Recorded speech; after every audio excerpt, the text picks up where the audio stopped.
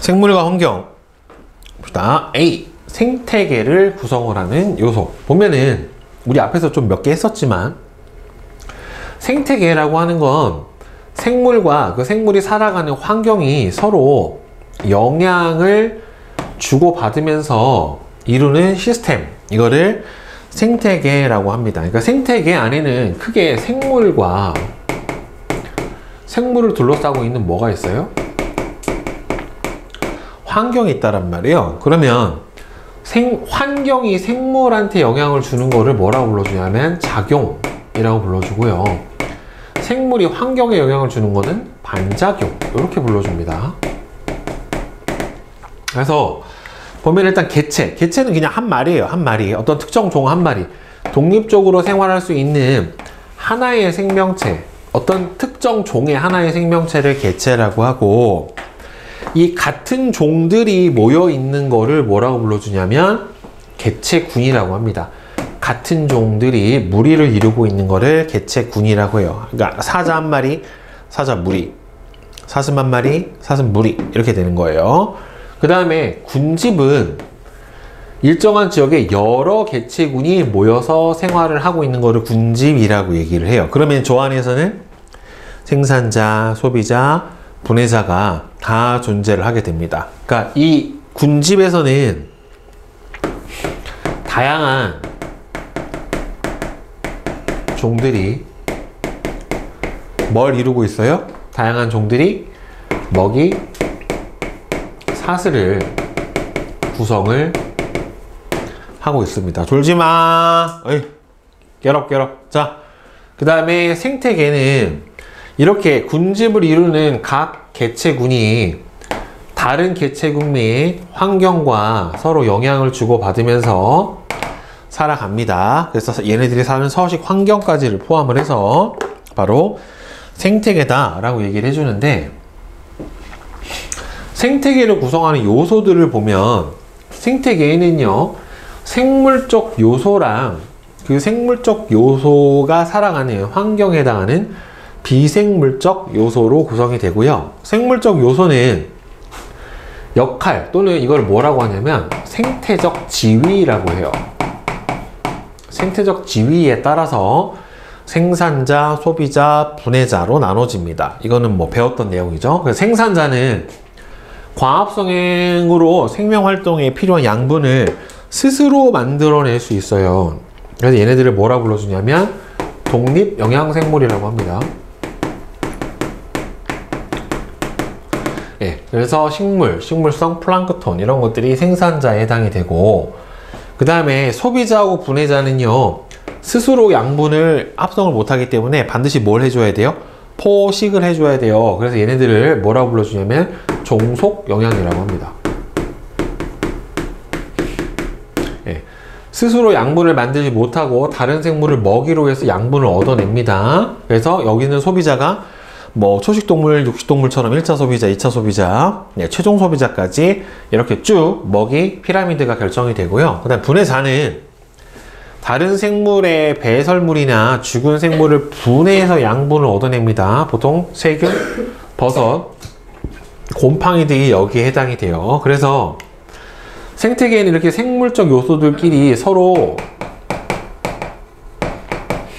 상호작용을 해요. 대표적인 상호작용은 잡아먹히는 포식, 잡아먹는 포식, 잡아먹히는 피식, 뭐 기생, 공생, 뭐 요런 것들이 서로 상호작용에 해당이 돼요.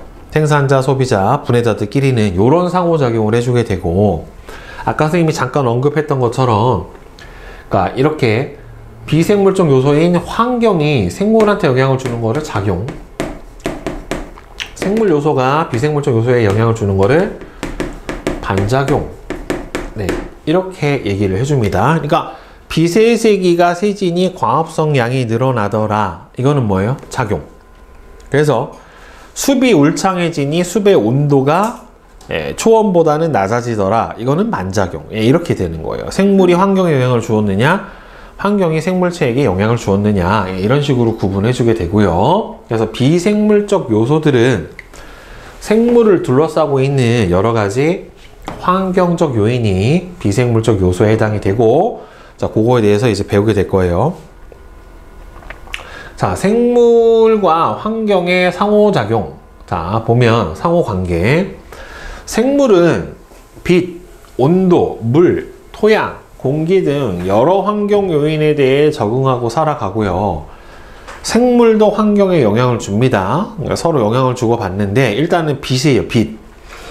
근데 단순히 빛은 여러 가지 성질이 있어요. 빛의 색이, 그다음에 파장, 일조 시간. 그러니까 일조 시간은 빛을 쪼여주는 시간을 일조 시간이라고 하는데, 이 세 가지가 생물의 형태나 생활 방식에 영향을 주게 되는데, 일단 빛의 색이, 보통 이제 빛은 식물이 더 영향을 많이 받게 되는데, 빛의 세기를 보게 되면 보통 아침나절이나 해 뜨기 직전, 해 지기 직전은 빛이 약해요. 한낮에는 빛이 세단 말이에요. 그 지역에 따라서는 빛이 좀 더 강하게 비치는 지역이 있고 약하게 비치는 지역이 있다란 말이죠.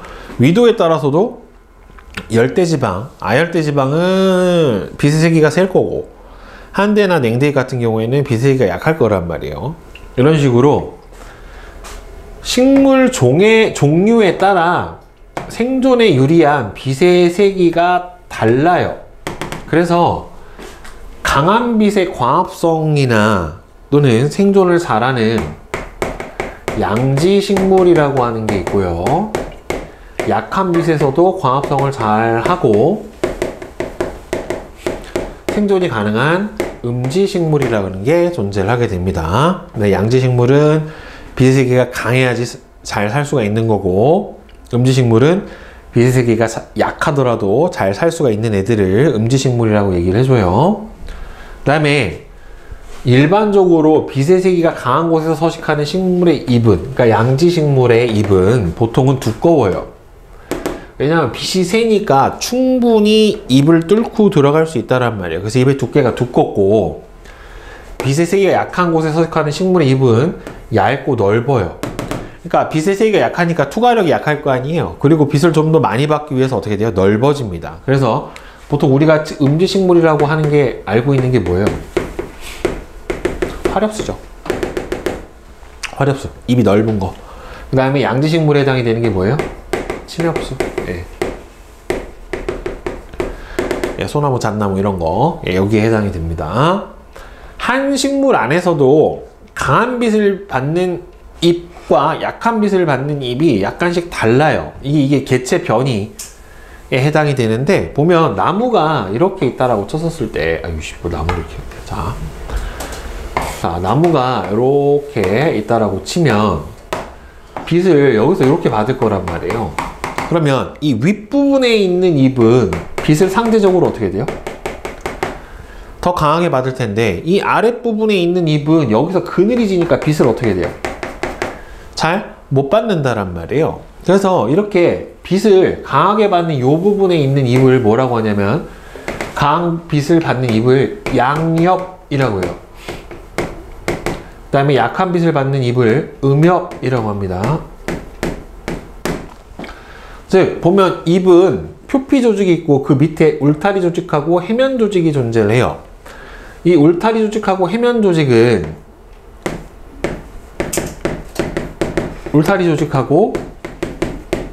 해면 조직은 뭐가 많냐면 엽록체가 많아요.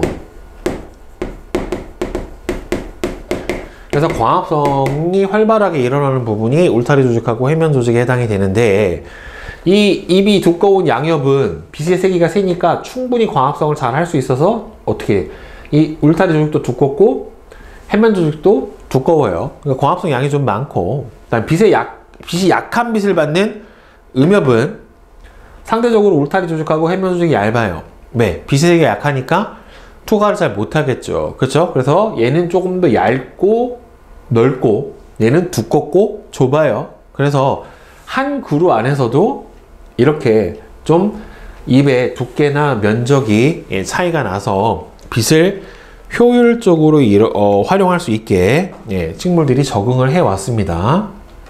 자, 그 다음에는 빛의 파장. 보면 빛은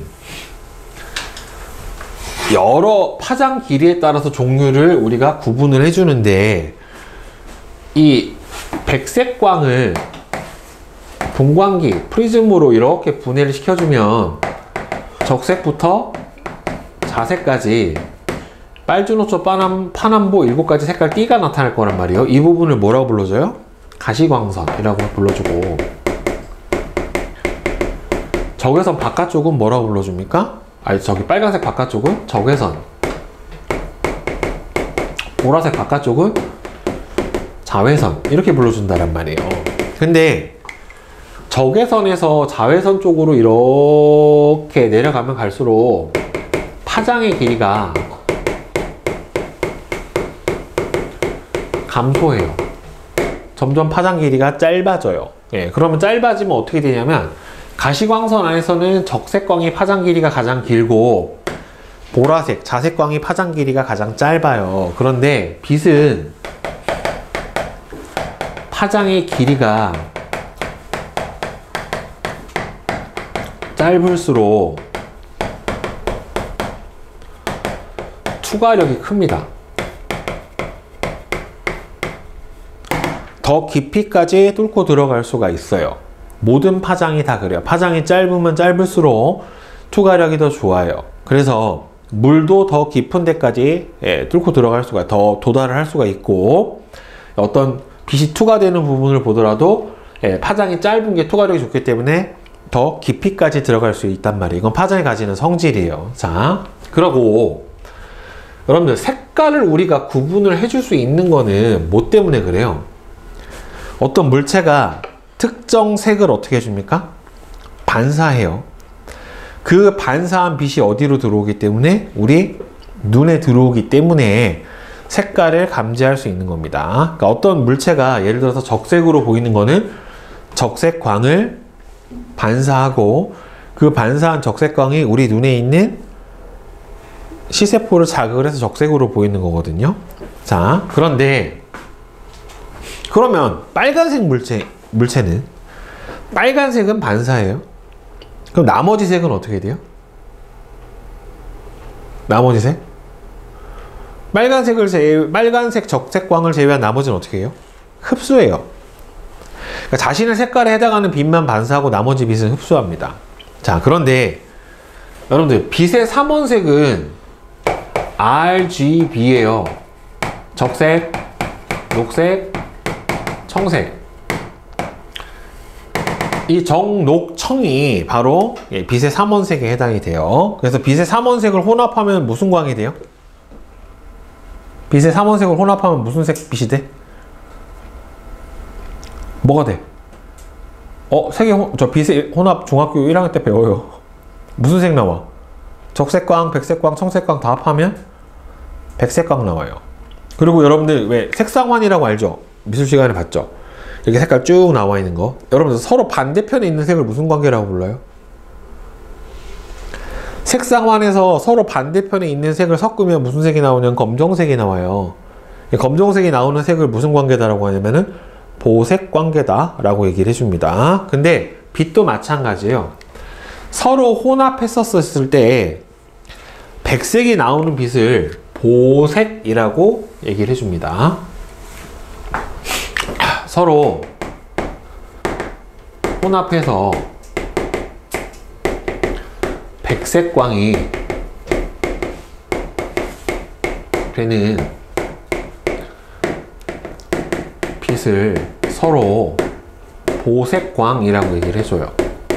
그런데 이 식물들은요, 색소를 갖고 있단 말이에요. 대부분이 녹색이기는 하죠. 근데 녹색 식물들은 그럼 뭐예요? 엽록체라고 하는 녹색 색소를 갖고 있을 텐데, 식물들은 자신이 가진 색소의 색깔에 보색 관계의 광을 주로 흡수를 해서 광합성에 활용을 해줍니다.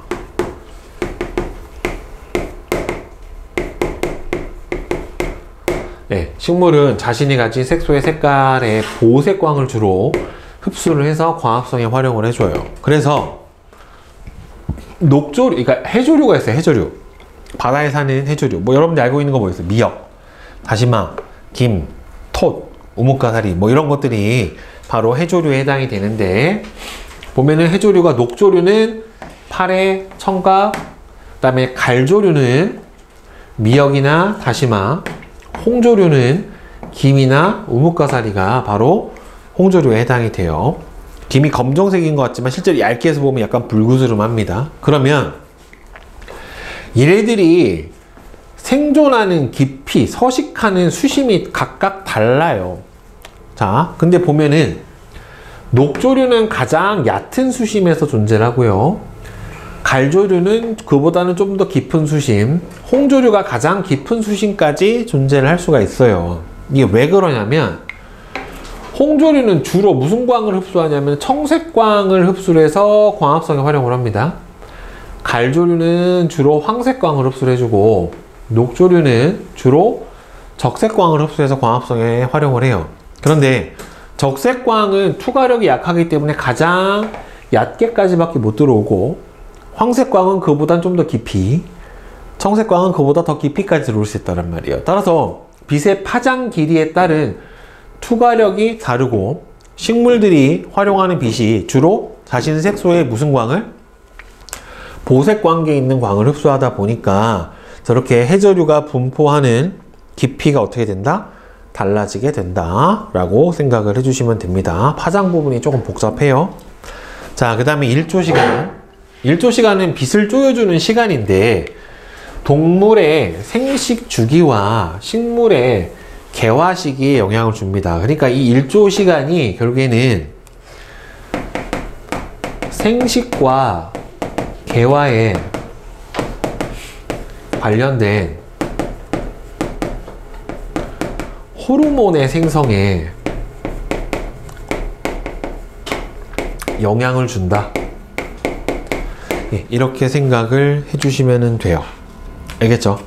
네, 개화나 생식에 관련된 호르몬에 영향을 주는 겁니다. 생식 호르몬, 개화 호르몬, 뭐 식물의 개화 호르몬은 플로리겐이라고 하는데, 그런 호르몬의 생성에 1조 시간이 영향을 주는 거예요. 자, 꾀꼬리하고 종달새는 1조 시간이 길어지는 봄에 번식하고, 송어하고 노루는 가을에 번식해요. 짧아지는. 시금치하고 상추는 1조 시간이 길어지는 봄이나 여름에 꽃이 피고, 코스모스랑 나팔꽃 또는 뭐 국화, 이런 애들은 1조 시간이 짧아지는 가을에 꽃이 핀다라고 돼 있는데, 여러분들 이게 낮이 길어야 꽃이 피는 식물이 있고 밤이 길어야 꽃이 피는 식물이 있어요. 그래서 그거를 뭐라 불러주냐면 장일식물, 단일식물이라고 해요. 네, 그래서 장일식물은 낮의 길이가 길어야지, 그러니까 1조 시간이 길어야, 1조 시간이 길어야 개화가 일어나게 되는 거고요. 단일식물은 1조 시간이 짧아야 돼요.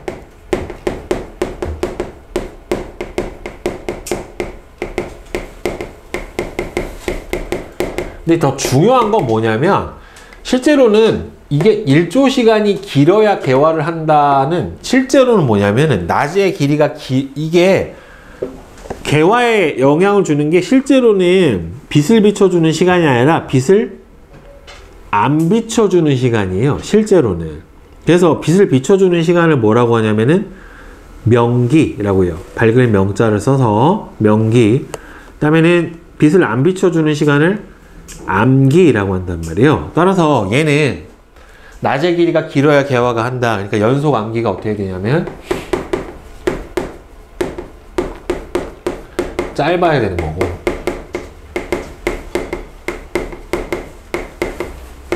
자, 단일식물 같은 경우에는 연속 암기가 길어야 되는 거예요.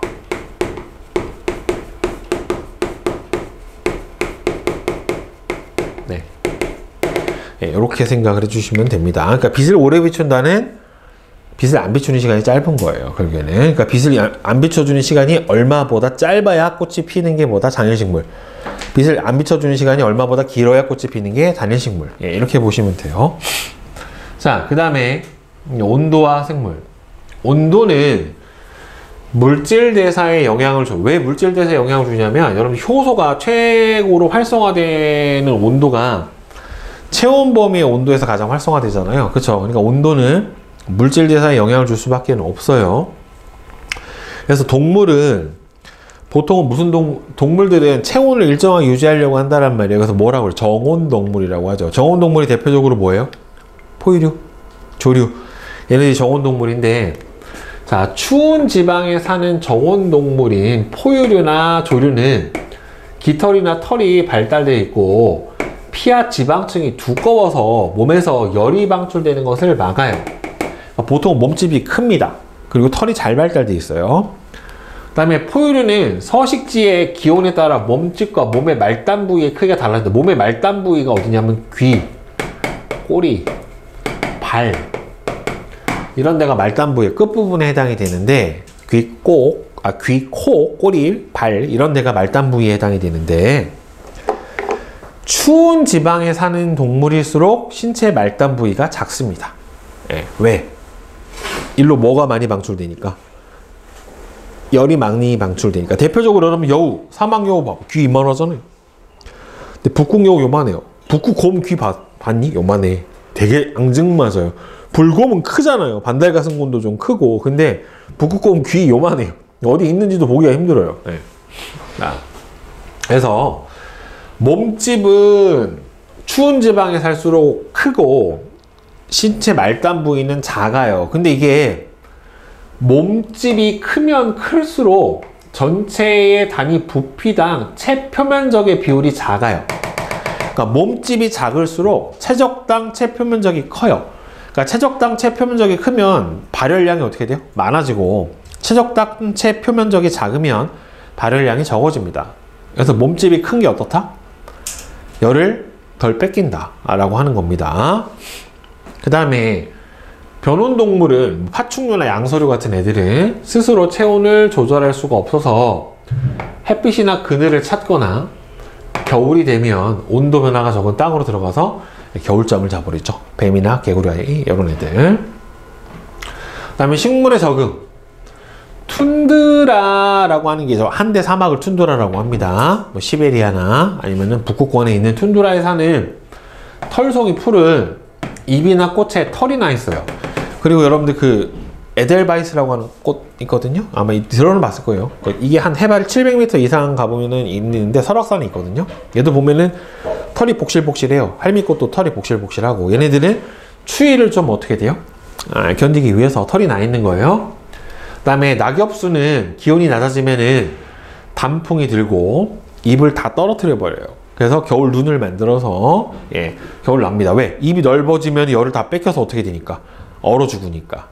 그리고 상록수는 잎의 큐티클 층이 두꺼워서, 그러니까 반짝반짝한 층이 두꺼워서 잘 얼지 않아요. 그리고 겨울이 되면 식물은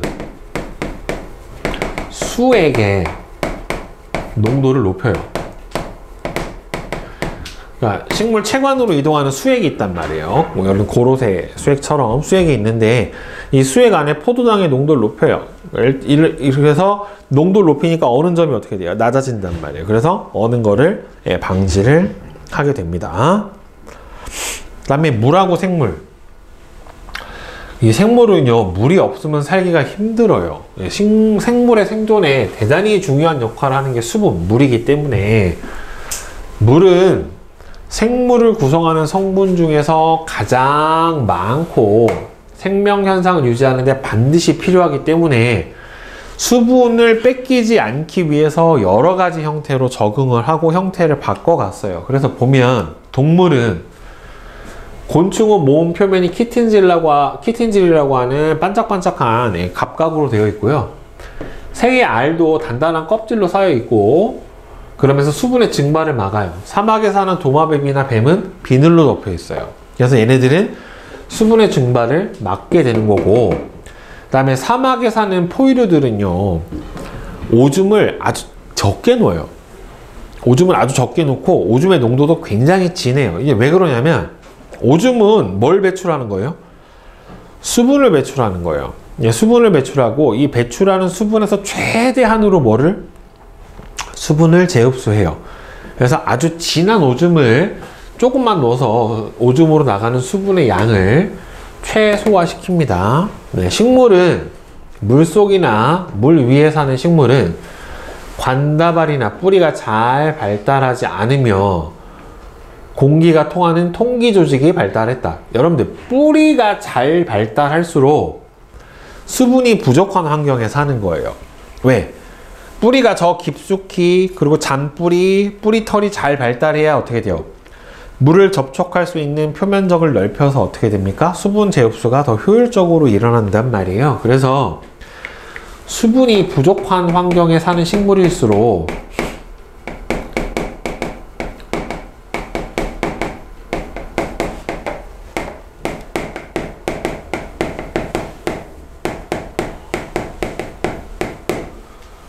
뭐가 잘 발달했다? 뿌리가 잘 발달합니다. 네. 그 다음에 건조한 곳에 사는 식물은 입의 면적이 작거나 입이 거의 가시로 변해서 수분의 증발을 막아버리고요. 저수 조직이나 뿌리가 잘 발달이 됐습니다. 대표적으로 선인장, 알로에 뭐 이런 것들이 있죠. 자, 그 다음에 토양. 토양은 수많은 생물들이 살고 있는 서식 공간에 해당이 되고요. 식물은 뿌리를 통해 토양으로부터 수분뿐만 아니라 성장에 필요한 여러 가지 무기 물질을 물에 녹인 상태로 흡수를 해줍니다. 그 다음에 공기와 생물은, 대부분의 생물은 공기 중에 산소를 이용을 해서 호흡을 하고, 동식물의 호흡과 광합성은 공기 조성, 산소와 이산화탄소의 비율에 영향을 미치게 됩니다. 그래서 이게 사람도 좀 적응을 해요. 이게 산소가 희박한 고산지대에 사는 사람들은요, 평지에 사는 사람들보다 혈액 속에 적혈구수가 좀 많아요. 왜? 산소 분압이 낮으니까 산소를 잘 운반할 수가 없단 말이죠. 그러니까 결국엔 적혈구 양을 늘려서 산소 운반 능력을 키워줍니다. 근데 참고로 적혈구 양이 많으면 얼굴이 약간 불그스름해요.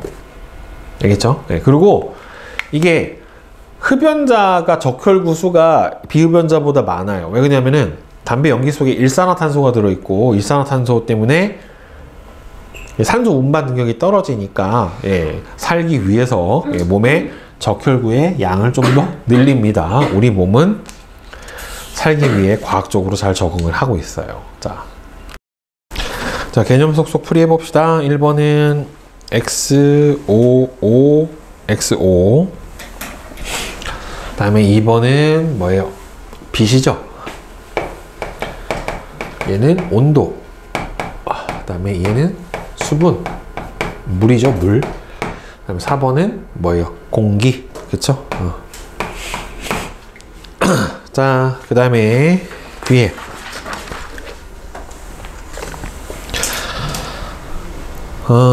내신 탄탄 봅시다. 뭐 여기서 잠깐에서는 요거 한번 볼까? 낙엽이 쌓여서 분해되면 토양이 비옥해지는 것은, 낙엽은 뭡니까? 생물 요소죠. 그쵸? 얘는 생물 요소에 해당이 되는 거고, 토양은 비생물 요소에 해당이 되는 거고, 이렇게 영향을 주는 거를 뭐라고 그랬습니까? 반작용이라고 했습니다, 선생님이. 그죠? 자, 그 다음에 빛과 생물, 이거 선생님이 아까 잠깐 설명을 했던 장일식물하고 단일식물. 그러니까 장일식물은 낮의 길이가 길어지고 밤의 길이가 짧아지는 봄. 그러니까 더 중요한 거는 밤의 길이가 짧아진다라는 게 더 중요한 거예요, 실제로는. 따라서 얘는 뭐예요? 일조시간, 빛이죠. 그 다음에 3번 북극여우, 사막여우는 온도죠, 결국에는. 자, 그 다음에 내신탄탄 1번에 3.